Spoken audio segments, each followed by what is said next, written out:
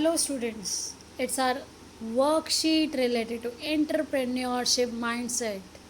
Yes, entrepreneurship mindset curriculum EMC worksheet number 2 for classes 9 to 12th. Today we are going to do 7 minutes challenge. बेटा आज हम करेंगे 7 minute का challenge. पिछली बार अपनी EMC के वर्कशीट में हमने EMC के महत्व के बारे में जाना था. आइए इस बार EMC में दी गई एक गतिविधि करके देखते हैं कि EMC की हर गतिविधि के हमें पता है 2 भाग होते हैं. गतिविधि करना और फिर उसका अनुभव, उसके अनुभव जो हमें प्राप्त हुए उस पर सोचना. तो 2 हो गए. एक है उस एक्टिविटी को परफॉर्म करना और फिर उसके एक्सपीरियंसेस को एनालाइज करना और फिर उसके बाद आप उनको अप्लाई करेंगे अपनी लाइफ में. तो फर्स्ट पार्ट है एक्टिविटी को करना. तो जैसा कि आपको नाम से ही पता चल रहा है, तो इस गतिविधि में हमें 7 मिनट का समय मिलेगा और अपने आसपास उपलब्ध चीज़ें, जो हमारे घर में उपलब्ध चीज़ें हैं, उनका इस्तेमाल करके हमें ऊंचे से ऊंचा और मजबूत टावर बनाना है. आप किसी भी सामग्री वस्तु का प्रयोग कर सकते हैं. टावर ऊंचा और मजबूत होना चाहिए. आप यह गतिविधि अपने घर के सदस्यों के साथ मिलकर भी कर सकते हैं. तो आइए शुरू करते हैं. घड़ी में 7 मिनट का टाइम सेट करिए. अपने आसपास देखिए और बनाइए एक ऊंचा टावर. बेटा पहले आप इस वीडियो को समझ लीजिए, देख लीजिए और उसके बाद अपनी घड़ी में देखते हुए 7 मिनट के अंदर आप पहले एनालाइज़ कर लीजिए अपने आसपास क्या क्या चीज़ें आपके पास अवेलेबल हैं, क्या क्या रिसोर्सेज हैं, कौन कौन सी चीज़ें घर में उपलब्ध है जिनको इस्तेमाल करके आप कोई टावर बना सकते हैं. तो आप देखिए इसमें जैसे आपको एग्जाम्पल दिए गए हैं किताबों का इस्तेमाल करके किस तरह से स्कूल में, इसी तरह बच्चों ने भी स्कूल में जब EMC पिछले सेशन में ही इंट्रोड्यूस हुआ और कराया गया, तो ये एक्टिविटी क्लासरूम में कराई गई थी. वहाँ पर बच्चों ने बहुत अच्छा रिस्पांस दिया. जैसे कि आपको ये साझा की गई हैं, ये 2 पिक्स भी आपको दिखाई गई हैं जिसमें किताबें जो स्कूल में आसानी से उपलब्ध थी, उनके पास किताबें, क्लास में बैग्स थे उनके पास, और इसी तरह से साथ में एक बच्चा है जिसके पास ब्लॉक्स अवेलेबल हैं. तो देखिए उसने उन चीज़ों का इस्तेमाल करते हुए ऊंचे से ऊंचा और मजबूत, जो कि गिरे नहीं, हमें उसकी मजबूती का भी ध्यान रखना है, ऐसा टावर बनाना है. अब इस गतिविधि को करने के बाद अगला भाग है कि हमारा कि हम इस गतिविधि को करने के बाद क्या अनुभव प्राप्त करते हैं. तो हम it means we have to analyse the activity. आपने जो एक्टिविटी की अब उस पर एनालिसिस करेंगे, आप उसके बारे में सोचेंगे, उसके पॉजिटिव नेगेटिव. हो सकता है मुझसे कुछ गलतियां हुई हैं जिनको सुधारने से मैं अब और भी अच्छे से उस एक्टिविटी को कर सकती हूँ या कर सकता हूँ. मैं ये मान कर चलती हूँ कि मैंने आशा करती हूँ, क्योंकि मैंने ये बच्चों को स्कूल में करते हुए भी देखा है कि आपको बहुत मज़ा आएगा. तो अब जब हम एक्टिविटी कर लेंगे तो हमने करना क्या है, जब हम इस समस्या के बारे में इसकी हमें बनाना है, और ऐसा हो सकता है बाय द चांस आपने छोटी चीज़ें रख दी या ऐसी चीज़ों का चुनाव किया जो चीज़ें उस आकार की नहीं थी जिस पर दूसरी चीज़ें टिक सकें. जैसे अगर हम घर में कटोरियाँ ले आते हैं तो कई बार हम कटोरियों को सजाने के लिए, आपने देखा होगा बच्चों को, वो बहुत सारी कटोरियाँ नीचे पूरी लाइन बनाकर उस पर 5 या 6, फिर 5, फिर 4, फिर 3, इस तरह से पूरा ऊपर तक उसको लेकर जाते हैं. लेकिन यहाँ पर तो क्या है, यहाँ पर ये फिसल सकती है और ज़्यादा ऊंची इमारत नहीं बन पाएगी. तो हमें ऐसी चीज़ें लेनी है जिसका इस्तेमाल करते हुए अगर बड़े साइज़ की चीज़, बड़े आकार की चीज़ हम नीचे लगाएंगे और उसी के ऊपर बड़े आकार की चीज़, या फिर इस तरह से दूसरी चीज़ों का इस्तेमाल करेंगे कि वो बैलेंस करते हुए आगे ऊपर मुँह से बनाते जाए ताकि वो गिरे नहीं, हमारा टावर मजबूत भी हो.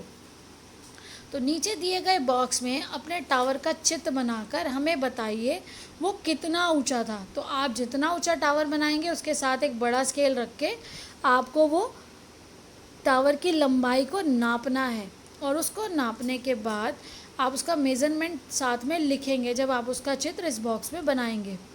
किन किन वस्तुओं से बना था, आपने किसी के साथ मिलकर बनाया या अकेले बनाया। और आपको ये मेज़र करना है बेटा, उसकी हाइट जो होगी आप उसकी लंबाई देखेंगे, स्केल से लंबाई नापने के बाद आप उसमें लिखेंगे, और साथ में ये भी लिखिए कि ये मैंने कैसे बनाया, किसकी मदद से बनाया या अकेले बनाया। और आपको ये बनाकर बहुत मज़ा आएगा। मेरा हमारा टावर, तो आप उसमें लिखेंगे मेरा हमारा टावर में क्या। अब आप लिखिए कि आपने क्या क्या सीखा, कौन कौन सी स्किल्स, कौन कौन से अनुभव आपको मिले, और अब आपने क्या नया करना सीखा। जैसे आपने बैलेंसिंग सीख ली, आपने किसी भी वस्तु को किस तरह से कलात्मक रूप से प्रस्तुत करना है ये सीखा, आपने क्रिटिकली एनालाइज किया। किसी भी चीज़ को क्रिटिकली एनालाइज करने का मतलब होता है बेटा उसका पॉजिटिव और नेगेटिव दोनों पार्ट्स पर सोचना, कि अगर मैं इस चीज़ को इस पे रखूँगा तो शायद मेरा नीचे का टावर गिर जाएगा, और कितनी ऊंचाई और कितने ध्यान से, कितने आराम से हमें उसको, उस चीज़ को उसके ऊपर रखना है ताकि वो दूसरी चीज़ों पर कम से कम असर डाले। तो क्या आपको लगा यह करते हुए आप रचनात्मक तरीके से सोच पाए? अपने जवाब पर गोला बनाइए। तो बिल्कुल सही कि हमें तो बहुत मज़ा आया और हम रचनात्मक तरीके से सोच भी पाए, कुछ नया सोच पाए कि हम इसे और कैसे अच्छा कर सकते हैं। जब हम इस अनुभव के बारे में सोचेंगे तो शायद अगली बार उससे भी कम समय में हम उससे अच्छा टावर बना सकेंगे। तो अगला प्रश्न है, क्या आप बता सकते हैं कि इस टावर को बनाने में आपने किन किन क्षमताओं का इस्तेमाल किया? तो बेटा सबसे पहले तो जब आपने सबसे मिलके अपना सामान एकत्रित किया तो आपने सबसे पहले प्लान करना सीखा। आपने अपने आसपास के resources, use of available resources जिसको बोलते हैं, कि आप अपने आसपास उपलब्ध चीज़ों को पहले समझेंगे, किस किस चीज़ का इस्तेमाल किया जा सकता है ताकि टावर मजबूती से बने। फिर आप टीम वर्क करेंगे, क्योंकि अगर आप अपने भाई बहन या मम्मी पापा की मदद लेकर कोई काम कर रहे हैं तो आप टीम में काम कर रहे हैं। जब दो लोग मिलकर काम कर रहे हैं तो कुछ काम एक करेगा और कुछ दूसरा करेगा, और एक दूसरे की सहमति से काम होगा। और कलात्मक, यस, रचनात्मक क्षमताएं, किसी भी चीज़ को बहुत अच्छे से प्रेजेंट करना, या आप देखेंगे कि आप किस तरह से कुछ नया सोच पाए। और ईएमसी यही चाहता है बेटा, ईएमसी करिकुलम की पहली जो ज़रूरत है वो यही है कि आप कुछ नया करने के बारे में सोचें, क्योंकि यहाँ पर आप सिर्फ नौकरी प्राप्त करने के लिए नहीं, आप कंज्यूमर नहीं, आप क्रिएटर बनना चाहेंगे। आप खुद उन चीज़ों को खुद बनाएं ताकि लोग उनका इस्तेमाल करें। तो वो बनाने वाला हमेशा कुछ नया ऐसा करता है, जब किसी ने कुछ नया किया था तभी तो ये व्हाट्सएप, पेटीएम और आप जो बहुत सारी नई चीज़ें, आप उबर, ओला ये सब देख रहे हैं, या किसी की मार्केटिंग स्ट्रेटजी भी देखते हैं। तो कुछ नया जब कोई सोचता है तभी लोग, जब कुछ नया होता है उसकी तरफ आकर्षित होते हैं। तो आपको वो नया सोचने की क्षमता मिलती है और उसका आप अनुभव भी करते हैं। उसके बाद कभी भी कुछ करने के लिए बेटा पहले आप उस चीज़ का, अगर आप क्यूरियस हैं किसी चीज़ को जानने के लिए, अगर आप जिज्ञासु हैं तभी आप उसको ऑब्ज़र्व करेंगे। अपने आसपास उन चीज़ों को आपने ऑब्ज़र्व किया और फिर एक्सपीरियंस किया उसको बनाने के बाद, उसका अनुभव लिया उसको बनाने के बाद, और उसको भी बनाने के बाद जब अनुभव लिया और उसके बारे में सोचा, तो आपका थिंकिंग प्रोसेस जो है वो एनालाइज आप कर रहे थे, आप सोच कर देख रहे थे कि इसमें क्या चीज़ और थी जो मैं इम्प्रूव कर सकती थी, या और क्या क्या स्टेप्स मैं ले सकती थी जिससे ये और अच्छा हो सकता था और कम समय में हो सकता था, जिसको हम प्रोफिशिएंसी भी कहते हैं, कि किसी काम को कितनी अच्छी तरह से आप कर पाते हो, जो हमेशा एक्सपीरियंस के बाद ही आता है, अनुभवों को प्राप्त करने के बाद ही आता है।